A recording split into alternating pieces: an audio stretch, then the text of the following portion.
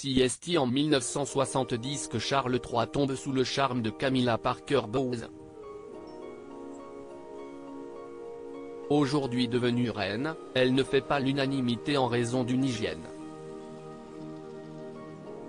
douteuse. Avant de connaître Diana Spencer, Charles III a connu Camilla.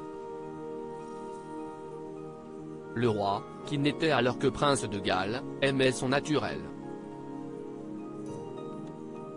C'était la seule qui arrivait à ne pas être pétrifiée devant le fils aîné de la reine Elisabeth II. Alors que le séducteur de Cambridge était très convoité, Camilla n'avait absolument pas peur. Elle savait qu'elle était son égale, écrit l'auteur de Charles III le Mal-aimé, édition City.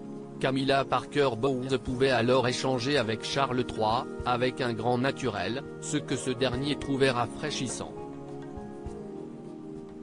Mais aux yeux de tous, Camilla était loin d'être parfaite, et son hygiène avait même été mise en doute.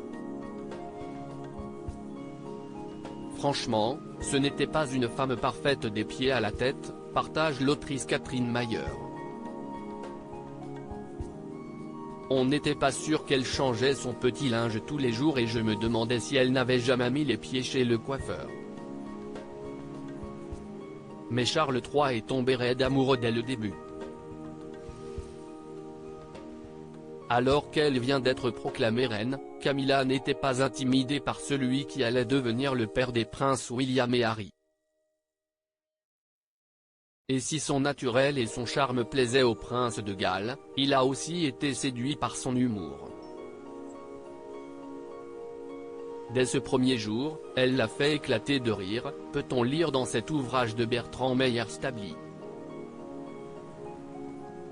Elle a toujours eu un esprit pointu, elle a le sens de la formule. Elle est capable de blaguer à propos de tout. Mais son humour n'a rien de méchant.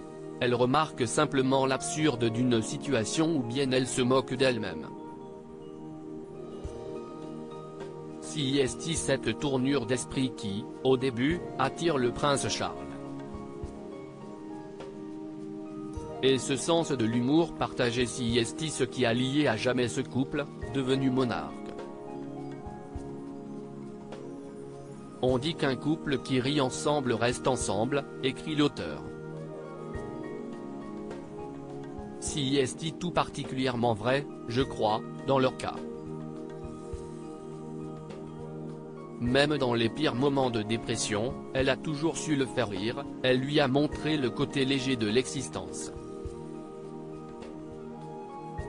De quoi faire de Camilla un être à part pour Charles III. Et s'il la demande en mariage en 1972, Camilla refusera, lui disant qu'elle l'aime et qu'elle ne peut l'épouser. Ils ont fini par se retrouver toujours plus amoureux.